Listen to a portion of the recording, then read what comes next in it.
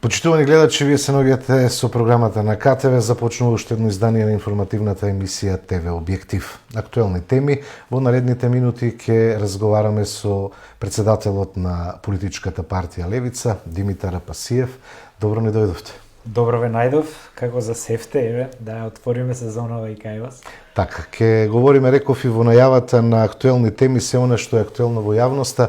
Левица некако често знае да ги критикува случувањата во општеството. До сега не сте биле на власт за да нели делите одговорност или така. Еве ќе почнеме со оние обвинувања кои што власта деновиве ги споделува со јавноста, тоа дека Левица е фатена како купува имот на незаконит начин, како што рече премиерот. Која е вистината еве за граѓаните од Вардарскиот регион? Нема таму кейс да имаше до сега ќе не поапсеа. Значи тоа е нормална купо-продажба, бидејќи партијата расте, ние имаме многуилјадно членство веќе, но немаме наши простори. Тоа се простори кои што биле на некаков хотел, кој што отишол во стечај затоа што биле ортаци луѓето веројатно и банката го продава 2 години, не успева да го продаде и почнува да го дели на парчиња. Бидејќи адвокатска улица, најчесто адвокати се таму и остануваат подрумските простори кои што никој не ги сака затоа што нема прозори, нема ништо. Не е за канцеларија. И така. нас баш тоа ни треба. Ни треба конференцијска сала во овој момент, бидејќи немаме простор каде да се собираме повеќе од 15 луѓе, а ни треба комесаријатот ни е 30-40 луѓе. И ни треба простор за прес-центар. И тоа се одвествуваше. Најнормална купопродажба со 2 деловни состанока, договоривме сума, земавме кредит од банка, го ставивме под хипотека на 10 години, се е пријавено, сите даноци се платени. Многу било ефтино. Ефтино е затоа што се руинирани просториите, како да ви кажам, јас објавив и слики тоа, се руинирани простории и ви требаат уште 100.000 евра да ги реновирате, ме сваѓате. Така што се е чисто, се е по закон, бујрум нека проверат кои сакаат. Веќе и е проверено, и е платен данок, и данок на промет, и ДДВ, и сите тие работи, така што нема кейс тука. Тоа му беше само одбрана на премиерот, кој што не ја сваќа суштината на пратеничките прашања, тоа е дека ние таму поставуваме прашања, а нас не ни се поставуваат.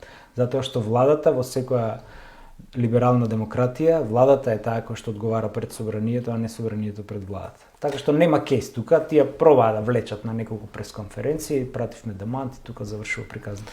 Така, Левица важи како политичка партија на младите.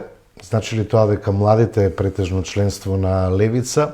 Или и возрастните луѓе се дел од оваа политичка партија? Мислам дека бастионот на ДПМН е се возрастните, за жал, затоа што тие се алергични на промени и го сакаат статус-квото. А Мицковски е токму таков политичар, тој е политичар без свежи идеи, тој е политичар на статус-квото кој по инерција владее. И мислам дека од тука епитетот на партија на младите нас не одговара, затоа што ние донесовме свежина во политичката култура во Република Македонија. И од тука, да, нашиот бастион, од каде што ние црпиме гласови, претежно се младите, но за жал тоа е хендикепот што младите се најмногу подложни на иселување или на привремена работа во регионот, баш кога се избори, тие не можат да се вратат, да гласаат, тоа им е трошок. Меѓутоа, полека се обидуваме преку социјални мрежи, бидејќи ние сме банирани на национални телевизии, Левица како да не постои. Ако не ни е парламентарната говорница во собранието, практично ние ќе бидеме невидливи. Зошто тоа се плаши некој од тоа што ќе го каже Левица? Тоа е конгломератот на, јас би ја нарекол, медиумска мафија и политичка мафија. Практично тоа е системската корупција која што ја држи оваа земја на дното, а тоа се испреплетени бизнис интереси. Тоа стои во позадина затоа што Левица беше единствената партија која од идеологија блокираше закон кој нудеше 7 милиони евра, ние го викавме подкуп на националните телевизии и од тогаш Левица е банирана на сите национални медиуми. И затоа идеме вака на регионални, на локални, на социјални медиуми, затоа што ние не постоиме за националните медиуми, што е спротивно на нивните добиени концесии, затоа што концесиите ги дава државата, не ги дава партијата ДПМН или СДСМ. Меѓутоа, таков е системот, ние сме учени на репресија и на нефер третман и не се откажуваме. Може само косата вака да ни побеле од... Меѓутоа, последните избори покажаа дека левица сериозно расте, бидејќи освоивте... Левица единствена расте, тоа е од кога постои, скоро 10 години, ние сме формирани крајот на 2015 иницијативата, 2016 формално со печат преку суд. На секој избори левица има континуиран пораст, што нема ни една партија, бидејќи кај неф има up and down, знаете. Кај нас има континуиран пораст и тоа ги плаши. Значи, она што беше невозможно пред 5-6 години, ние го направивме возможно. И од тука доаѓа стравот, која на тоа ќе додајате и неподмитливоста на левица, која што е општо позната веќе. Тие си имаат сега работа со едни нови дечки, децата на транзицијата, кои што се ојачани во тие и дуели, и идеолошки, многу битно. Левица е единствената идеолошки профилирана. Младите во овој период не може да се замолчат, младите не го чекаат времето молчи од полошо. Новите генерации кои што не им кјутат на овие партиски битанги и силеџи, и тоа е добро. Гледавте, сега имаше ситуација кај што Пајак не сакаше да собере, под присила на младите го собра ова возилото. Значи, тоа се нови генерации кои што не трпат неправда и јас ги охрабрувам што повеќе политички да се ангажираат, а од друга страна ја имате клиентелата која што ги гласа овие две големи партии. И секогаш одиме на тоа системска. Не, знаете, кога ќе кажете системски, системот е крив, одите на условно кажано деперсонализација. Нема, никој не е крив, сите се криви и никој не е крив. Мислам, не, има име и презиме. И кога ќе прочепкате под сите тие имиња и презимиња, доаѓате само до две нешта, тоа е ВМРО и СДС. Вашите политички опоненти ќе кажат дека левица нема ништо сработено, дека е нова партија, не била на власт и единствено само знае да критикува. Како гледате на таквите квалификации? Целта на опозицијата е да открива афери, скандали и да критикува. Немате вие друга цел. Од тука политичкото рацио е да дојдете на власт и да се одржите на власт. Значи, левица стреми кон власт и тоа не го крие. Од тука политички ние делуваме со инструментите кои ни ги дава овој систем. Тоа значи и вон парламентарно, преку герила акции, протести и слично, и парламентарно преку сите овие институти. Значи, кога сме сега пратеничка група, имаме и помоќни институти, во смисла интерпелација, надзорни расправи, кои што сме ги немале кога сме биле двајца само, ме сваќате, затоа што ви бара деловникот одреден процент. Од тука ние умешно и интелигентно ги користиме сите овие инструменти и тоа не е забрането. А сега тоа што ги нервира нашите политички опоненти и ние можеме да се пофалиме дека сме биле опозиција и на едните и на другите. Значи, нашите архетипна непријатели, ако сакате, тргнувајќи од Груевски, преку Заев, па Таче и сега Мицкоски, сите отишле во политичка пензија, а левица обстанала. Така што ние сме незгоден противник и тие тоа го знаат. И нашата компаративна предност е во нашата идеологија. Значи, ние сме цврсто идеолошки профилирана партија и тоа е лепакот кој што нас не држи за разлика од овие други, кои што се клиентела партии или бизнис партии. Значи, тие имаат тендер систем разработен преку локална власт, самоуправа и централно, фирми преку кои што плаќаат, и од друга страна имате администрација, многу илјадна, која што постојано ја храните со клиентелистички, дали закони, покачување плати и слично, и ХДЗ-овскиот модел на пензионери. И тоа е бастионот од кој што тие конзервативната ВМРО-ДПМН си црпи гласови. И тоа малце фрустрира, искрено, затоа што вие треба да се окозите од работа за да стигнете до некоја бројка, еве на наредни избори може би 100.000 гласа. А тие, без ништо да прават, имаат клиентела од 300.000. Вака. Ме сваќате, никаква кампања да прават. Значи дека низ годините се она што се вработуваше е стандардно гласачко тело. Тоа е класична клиентела. Ти дадов за да ми дадеш. Ке ми ја вработиш снајата, шурнајката, ово и оно, и видите како се кланови и во едните и во другите партии. И тие имаат пакт за ненапаѓање. Тие афери не си ги вадат затоа што знаат како функционираат и едните и другите. И сега има некои дечки кои што тоа го вадат на ачик и не им одговара. И затоа се сите овие напади против левица, но ние сме тука, ќе издржиме, затоа сме во политичката арена. Ке продолжиме со економијата. Деновиве актуелно е покачувањето на платите или непокачувањето на платите, како што бара синдикатот, кој што е репрезентативен примерок на оние кои што работат. Исто така подготовка на нова потрошувачка кошничка. Власта веќе најави дека таа ќе се пресметува за трочлено семејство, не за 4-члено семејство, како што беше до сега, ќе нема одмор бидејќи тоа е луксус. Како гледа левица на ово? Имавте интервенции со предлог на закони платата да се исплаќа до 5 во месецот, меѓутоа тоа не помина. Имаме серија на ние имаме најработничка програма затоа што сме работничка партија, лево ориентиране. Од тука работничките права и трудовото право не се на пиедесталот. Меѓутоа имате конзервативна влада која што е неолиберална, бизнис ориентирана и први советници се бизнисмените. Тоа не е ништо поразлично од времето на Заев кога Ангјушев беше советник. Истото и сега овој Азески од Стопанска комора е прв советник на Мицко. И гледаме дека тоа оди кон антиработничка регулатива и сите придобивки кои што сме сметале од социјализмот дека како цивилизација ни следуваат, сега одат кон педантно елиминирање. И тоа е лошо, тоа е многу лошо, но работниците треба да се свесни за тоа. Мислам дека подлабоки се суштинската на економската политика, затоа што неолиберализмот се карактеризира со во суштина две компоненти. Тоа е брутална редукција на јавното, вие веќе немате ништо јавно, се е приватизирано. Дури сега намерно ги уништуваат пошти, железници и слично за ги спремаат како бомбона бизнис. И од друга страна имате зголемување на класните разлики. Тоа значи дека секој ден во Македонија богатите стануваат се побогати, а сиромашните се посиромашни. И вие го имате сега парадоксот на трудовото право, а тоа е дека вработени луѓе не можат да опстанат со платата. Суштината на трудовото право и на договорот за вработување како таков, кој е суи генерис однос помеѓу јавното и приватното право, е вие да живеете од плата, од трудот. Меѓутоа сега гледаме дека со 2 минимални плати вие не можете да опстанете затоа што ви требаат 3 за да опстанете и таа третата вие треба некако да ја надокнадите. Тоа значи или ќе работите прековремено, саботи, недели, викенди, празници и така натаму, или ќе работите парт-тајм друга работа и ќе немате време за семејството, за хоби, значи животот не е само јади и прави физиолошки потреби. Значи, животот е нешто повеќе од тоа е преживување. И токму затоа е смислата на државата, особено на социјалната држава која што сме ние по устав.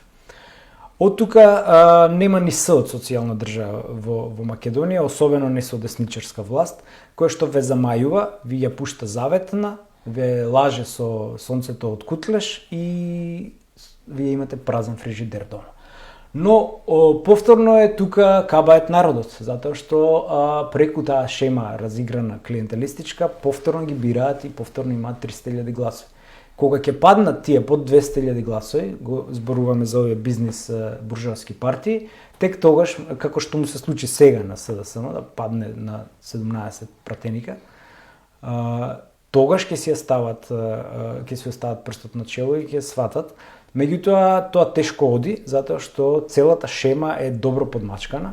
И ова што се случи во Кочани, мислам дека малце ги измести од шините, тие не очекуваа ваква дамка на почетокот на своето владење и затоа нападите се толку жестоки. Синдикатот бараше 500 евра, ВМРО ДПМН вели дека тоа е барање на СДСМ и опозицијата заедно со левица, бидејќи вие такви барања лиферувавте до јавноста и дека синдикатот работи под диктат на СДСМ.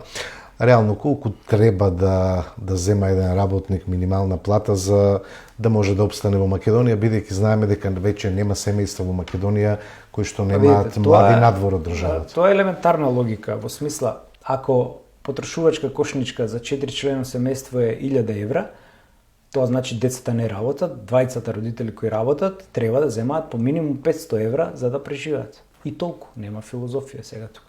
Сега, тоа што ДПМН мисли дека измислувањето минимална плата е некоја социјалистичка придобивка, тоа е нивна мантра. Значи, минимална надница во правото постои уште од Хамурабиев законник. И во Стариот Завет, ако читате во Мојсеј, во право има, ако аргат ти работи, треба да му платиш толку. Значи, тоа не е нивна измислица, иако во времето на Спиро Ристевски, ако се сеќавате, министер за труд беше, тогаш прв пат го уведува, како некоја си новина, минимално, не е ништо новото. Значи, минималната плата во овие околности треба да биде врзана со синдикалната потрошувачка кошничка. Како растат цените, треба да растат и платите. Меѓутоа премиерот вели дека синдикалната кошничка има многу луксузни Па еве, луксузот, ако го сметате, синдикалната кошничка прерачунува 10.000 денари за одмор. Еве, вие ако сте биле лани на одмор, можете со 10.000 денари на одмор да отидете. Па на викенд не можете со 10.000 денари со семејството да отидете, а не па на одмор. Тоа е цена која што синдикатот ја земал од некои bunгалови во Доиран. И сега, значи, на минимум и доаѓа Мицковски со часовник од 60.000 евра и ви вика, чекај, 10.000 денари, па не иде во обзир. Да, и ово кој што не е карактеристично. Не, таму си пишува убаво сезонско овоше, тие го спинуваа малце тоа, цреши во јануари, не е така, си пишува сезонско овоше. Во јануари што е сезонско, тоа е тоа. Сваѓате, така што сега од една страна го имате парадоксот да тие одат на многодетни семејства, тато, баба, дедо, бато, како беше сега изјавата, а од друга страна ви намалува на 3 члена, што е спротивно дури и на овој лажираниот попис, кој што беше затоа што по статистика ние сме 4 члени семејства во просек, повеќе околу половината. Тоа значи ако веќе земате релевантни параметри, треба да го земете 4 члената, а не 3 члената семејство. Но ова нивна, јас би ја нарекол десничарска ароганција, немам друг израз, ќе им се удри од глава. Тоа значи ли дека сега со оваа пресметка владата што ја подготвува ќе се намалат од минималните плати? Апсолутно, тие одат кон тоа да го убедат народот дека му е добро. Тоа е позната ВМРО-ска стратегија, ако се сеќавате, имаше еден пример колку за гледачите да доловиме, кога беше Никола Тодоров, министерот за смрт што го викавме, министер за здравство и се загади водата во Доиранско езеро. И земаа параметри, да бе, загадена е вода. И знаете како го решија? Го сменија правилникот и воведеа по мали количини или по големи, за да биде во рамките на дозволеното, максимално дозволени концентрации. И после 2 недели викаат, по новиот правилник тамане водата, ме сваќате. Исто така, значи се е фингерај. Истото е и ова. Така го решаваат. Потрошувачка кошничка е 1000 евра, значи ви треба 2 по 500 минимални плати. Сега тие ќе симнат на 40.000 денара за трочно и ќе речат, па таман се плати, 24 и 24, дури и више, 8.000 денара ви се вишот. Така ќе го решат проблемот со социјалната правда. Значи ли тоа дека синдикатот ќе излезе на улица, значи ли дека ќе има протести? Па еве најавуваат за 1 мај, што е традиција, ние како... Левица подржува ли такви? Апсолутно да, затоа што ние и како активисти на Движењето за социјална правда Ленка, кој предходеше како активистичко движење на левица, не речи си, туку со години бевме единствени по улиците на 1 мај, ни се смееја дури кога. Сега таа традиција на првомајски протести сега се враќа и апсолутно ние поддржуваме првомајски протести, тоа е ден за права, не е за скара. И меѓутоа со ваква власт која што се обидува на секаков начин, гледате, секој кој излезе да ги критикува, тие го демонизираат, го дехуманизираат, што е протофашистички метод. Значи, не, вие одговорете му на синдикатот, не на Трендафилов што бил, или одговорете на Левица, не на Апасиев што бил председател.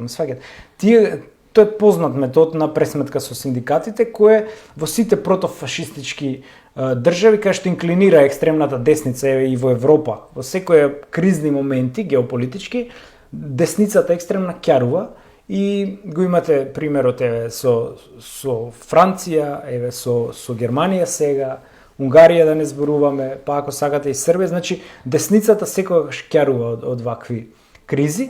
И во случајов застрашува тој протофашизам, а тоа е така почнал Мусолини, значи, со директен напад кон синдикатите, како економско-социјален партнер. Тие не ги ни покануваа да дојдат на тој економско-социјален совез, најголемиот синдикат во држава, затоа што вика не бил репрезентативен. А знаете како ги зафркнаа? Им ја укинаа комисијата која го утврдува репрезентативност, И што значи нема проценка. И овие им викаат, ама ние имаме 60.000 членови. Ако вие имајте, ама нема комисија која тоа ќе го верификува, сваќате. И со месеци ги возеа како да не постојат. И не помина на економско-социјален За совет прв пат во платата. историјата платата не помина и затоа наместо 2200-300 требаше, тие со одлука, значи со декрет фашистички го направија на 1800 денара. Така, Значи меѓутоа, не го дадоа ни тој минимум што им следуваше. Нема на некои реакции од граѓаните, нешто Граѓаните повидливо? мислам дека до пред некој месец се уште им даваа шанса и таа во политикологијата е позната таа тефлон стратегија, во смисла како на тавчиња на тефлон ништо не се фаќа. Така на нова власт никоја афера не се фаќа, затоа што луѓето имаат надеж дека ќе се промени нешто. Но кога вие гледате дека е тоа статус кво, дека ништо не се менува, дека дури истите тендераши сега пропаднати од СДС преку знам се зачепуваат на новата власт, истите луѓе, и кога гледате веќе дека нема, дека стварно е статус кво и се е по инерција во лер пуштено, и веќе почнуваат да им се фаќаат афери. И тоа ги плаши, бидејќи се обседнати од статистики, особено мицкоски, на дневно ниво се прават. Видете, $500,000 евра дадоа од влада за кликови и за испитување на јавно мислење во real time. И кога гледа он дека веќе му паѓа рейтингот и го фаќа паника, и сега почнуваат грешките. И ова со трагедијата во Кочани им го Ке разговараме и за тоа, меѓутоа во делот на економијата се надзира една нова опасност, а тоа е воведувањето на повисоки царини од Америка, кои што веќе сериозно се заплаши и Европа и Кина, и ќе имали реперкусии во Македонија, ќе страдали нашата економија? Да, особено преку овие странски инвестиции кои што прават извоз веројатно во таа автомобилска индустрија која патем речено е најпогодена затоа што сега кинеските компании доминираат, што беше научна фантастика пред некоја година. Значи едни кинески компании го кутна на колена Audi, BMW, Volkswagen и такви гиганти на европската индустрија. И сега мислам дека во таа трговска војна, геополитички, најголем лузер повторно ќе биде Европа, како што е и во војната во Украина, затоа што досега беше поврзана цело време со Америка и доаѓа еден Трамп и вика fuck off, не ме интересирате. И сега не знаат што да прават. Буквално се шашардисани. Европа без НАТО не функционира. Нема европска одбрамбена политика, нема европска армија без американската. Од друга страна, и ова свртување на трговска војна со сите е лузерски според мене на Трамп, затоа што не можете во исто време со цел свет практично да војувате трговски. И не е ова Кина од пред времето, не знам, на Денг Сјаопинг, кога почнувале индустриските зони. Ова е една нова Кина која ще светлосни години развиена, напред, и дури поразвиена и од самата Америка. Се што треба да произведе, ресурсите многу е полесно. Ако не е Америка, ќе биде Југоисточна Азија, ќе биде Виетнам, ќе бидат тоа се исто Индија која што е најгусто населена, така што имаат пазари каде што тоа ќе пласираат. Не ни требате вие да не ги купувате нашите мобилни или таблети. Така што мислам дека во таа геополитичка игра ние ќе бидеме лузери, првенствено поради слепата послушност кон НАТО, а тоа е и кон оваа надворешна политика која што е спротивна на нашите национални интереси. Еве сега се случи еден инцидент кој помина незабележено, а тоа е од основањето на оваа држава. Како конститутивна единица во рамки на Југославија, а со тоа и како основач на Обединетите нации, за прв пат некни гласавме против Палестина да има своја држава. Експлицитно, само ние и Чешка, мислам дека. Тоа е спротивно на секоја национална доктрина. Дури една Франција сега вика ќе ја признаам, Словенија ќе ја признае. Значи, 2/3 од светот ќе признава Палестина како држава, ние сме против. А ние сме најслични со палестинскиот народ историски гледано, геноцидно, како ни се правени геноциди во Егејска Македонија.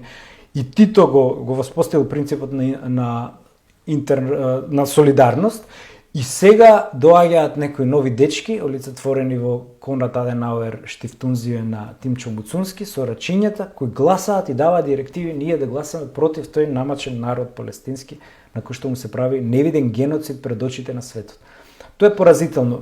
Од друга страна, санкциите кои ги воведовме, например, на Русија, или визите кои ги бараме за кинески граѓани и покрај тоа што Кина ги укина за нас визи. Не сваќате, значи се рчкаме со големи земји кои што само ако кивнат ние ќе фатиме пневмонија. Тоа е неумешна политика.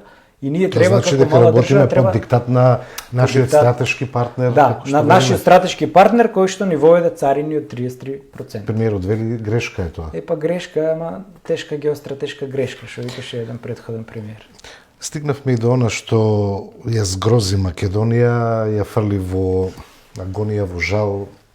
Повеќе денови се уште трае тоа што се случи во Кочани, 60 на млади луѓе ги изгубија животите поради системска грешка, негрижа или како и да кажеме, заминаа луѓе кои што нема да се вратат, 200 повредени. Со години се дозволувало да работи против законски, против правилниците, се бараат виновници, се изнесуваат виновници, меѓутоа сметате ли дека се стига до правдата без селекција или влада е селективна правда, бидејќи тоа го слушаме сега и од семејствата на загинатите, за жал на страданите, дека бараат неселективна правда. Така, апсолутно. Државата потврли. Она што е суштински битно во овој случај е дека можеше да бидеш спречен. Не постои она што го кажува обвинителството во кривичното право, верижни реакции. Не постои такво нешто. При еден кривично правен настан тргнувате да апсите од актуелни па на назад, а не обратно. Сега, ВМРО-идите се обидуваат ова перпетуирање да не го представат како новото нормално и ние одбиваме тоа да го прифатиме и затоа поднесовме интерпелација против Панче Тошковски. Таа базира на 10 точки, од кои што 5 се однесуваат стрикно на трагедијата во Кочани, која што патем е трагедија најголема во Европа, практично. Поголемите се во Латинска Америка, кај што се случувале Бразил, еве сега Доминиканска, но во Европа не постои оволку загинати да има. И првата точка е дека оваа диско штала била оставена без контрола.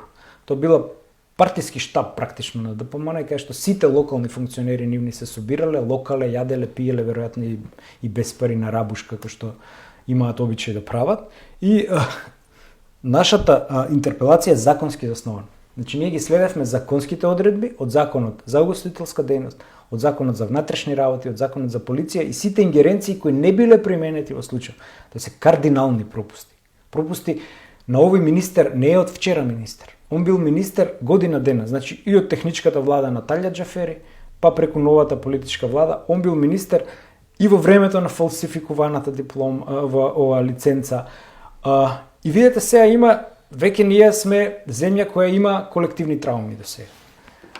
При секоја ваква колективна траума, прво нешто е министерот да се даде оставка, ако не и целата влада. Денеска напиша статус Тошковски, вели најинтересна е улогата на левица, политичките паразити кои живеат и се хранат од народниот гнев, создаден токму од нивните денешни партнери ДУИ и СДСМ. Левица која со години не пропушта можност да се представи како алтернатива, всушност е само уште една алатка на истите структури кои на Македонија ја одземаа иднината. Да, тој не прави разлика помеѓу гнев и револт.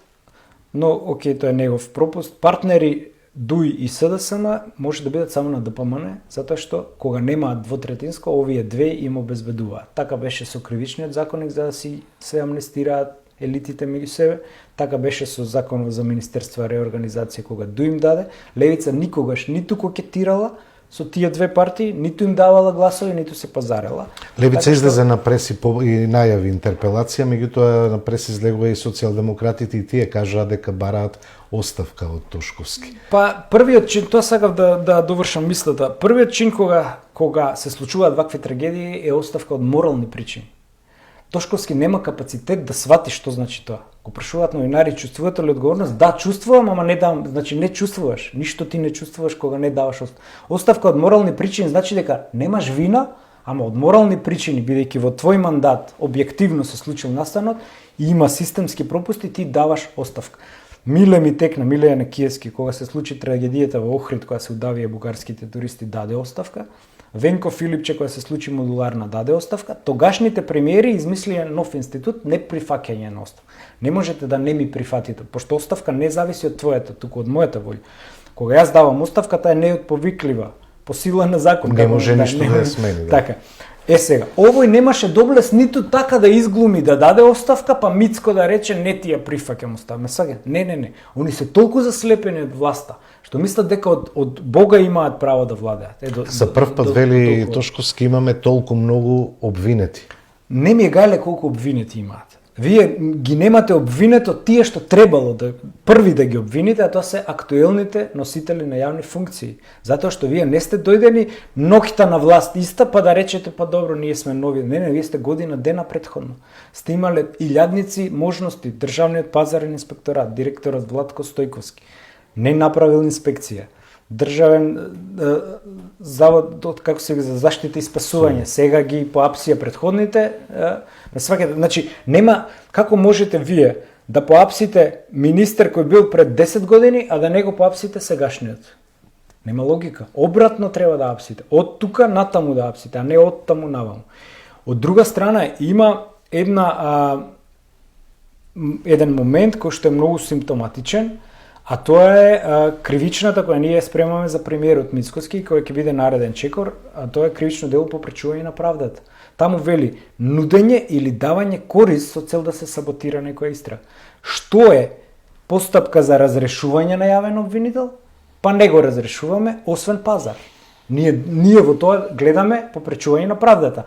Ние сега нема да те разрешиме, ама ти нема да ги гониш нашите. И тоа навистина се случува. Вие имате 7 функционери. Да помане и тоа е нели аргументот кој што власта. Само градоначалникот си даде оставка, а ако се сеќавате на првата пресконференција, премиерот беше бранител на градоначалникот, на невидено. Он кажа, еве човекот нема никаква, па ние извадивме документ по правилникот по закон за угостителска дејност дека морало да го пријави, да води регистар и знаел, па тек тогаш го почнаа во истрагата. Значи се треба опозицијата да буцка за да они апсат. Океј, ќе буцкаме, вие продолжете да апсите, ама апсете ги овие кои треба. Од друга страна има една која лаичката јавност не ја гледа, а тоа е криво поставено обвинение. Не знам дали знаете, скоро грото од сите овие 40-50 луѓе кои се поапсени се за едно кривично дело обвинети, а тоа е тешки дела против општата безбедност.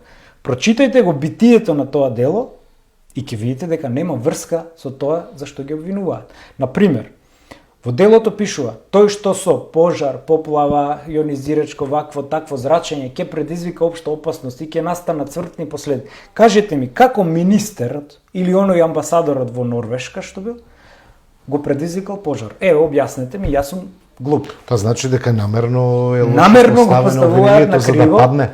Може би да падне, не знам. Значи тој човек таму можел да одговара за земање мито, за злоупотреба на положба, фалсификување исправа и слиме, сваќате. За сосем други кривични дела.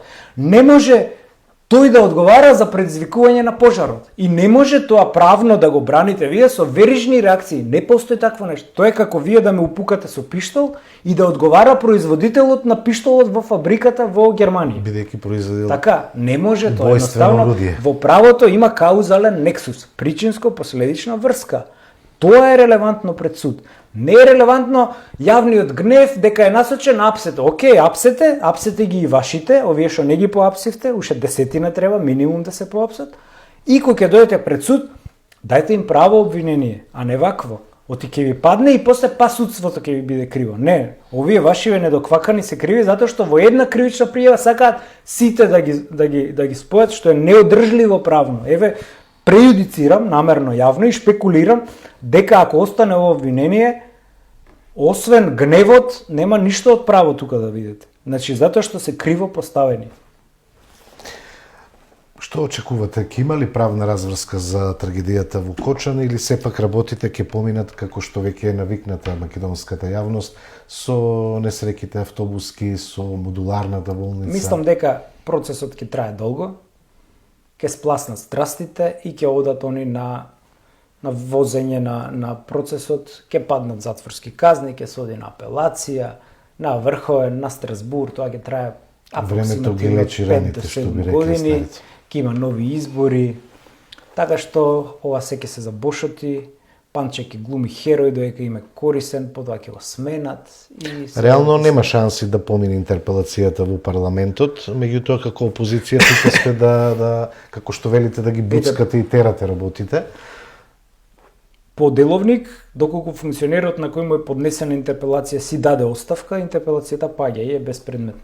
Да оставиме да видиме. Панче има две можности, или да даде оставка во наредни 10 дена, или да дојде на седница и да се соочиме, или да избега и да даде писмен одговор, или да не игнорира комплетно.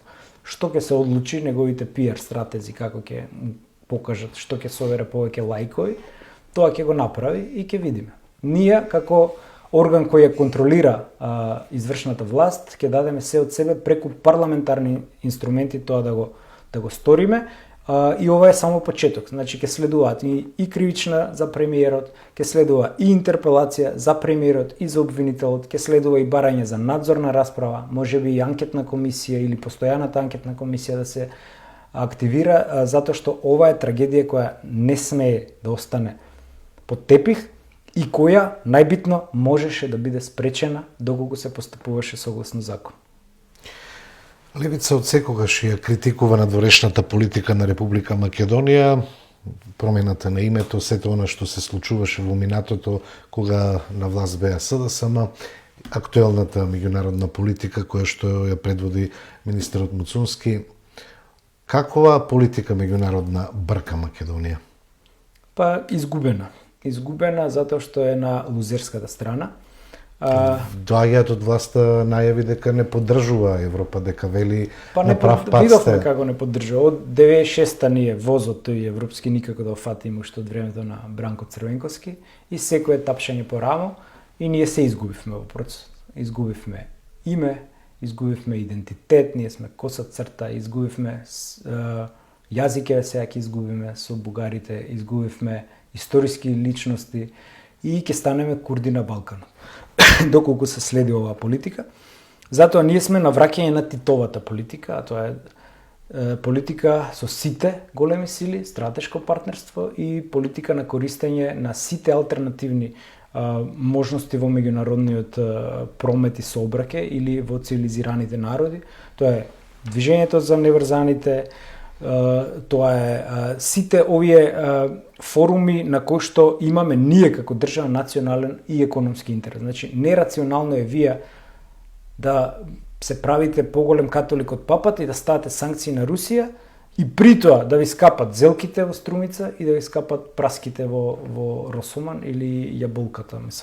Значи, самоубиствена е таа политика, затоа што вие следите и сакате само за еден бенчмарк, за едно штиклирање во извештајот на Европа, каде што таа ќе рече да северномакедонците 100% ја следат нашата надворешна политика. И само за тој бенчмарк, само за тоа вие губите економски, губите идентитетски, тоа што вие сте недоквакани да водите надворешна политика. Да, меѓутоа власта секогаш вели дека придобивките кои што ќе дојдат со членството во Европската унија се далеку сежни, дека граѓаните ќе добијат и повисоки плати. Да, тоа е не умри магаре до зелена трева. Значи ние со оваква Бугарија нема никогаш да станеме. Значи ќе ни ставаат уште десетици пати вето. Да, гаранција нема дека внесувањето во уставот е. И од тука секој државник, а не бизнис ориентиран политичар, гледа визионерски од каде има корис. Тоа се големите сили во моментов, тоа се Русија, Кина, Америка, Европска унија, со секој да играте, а не автоматски ако играте со Америка, не смеете да играте и со Европа, тоест со Кина. Апсолутно не е така. Умешен политичар игра со сите, но нашиве. Од друга страна имате домашно стимулирана корупција која што е толерирана од страна на западните сили, намерно, им се прогледува низ прсти и се до моментот додека ќе проценат како корисен идиот дека веќе не им требате, како што беше со Груби. Они проценија кога беше Бехтелиенка, он им го истурка проектот преку џафери, преку кршење на процедура, преку закони, ни фрла амандмани, воведоа робовско работно време од 80 часа неделно, тоа е како у среден век невратие. Го искористија и на крај го ставија на црна листа. Така ќе прават со сите кои немаат кичма. Значи, сите овие.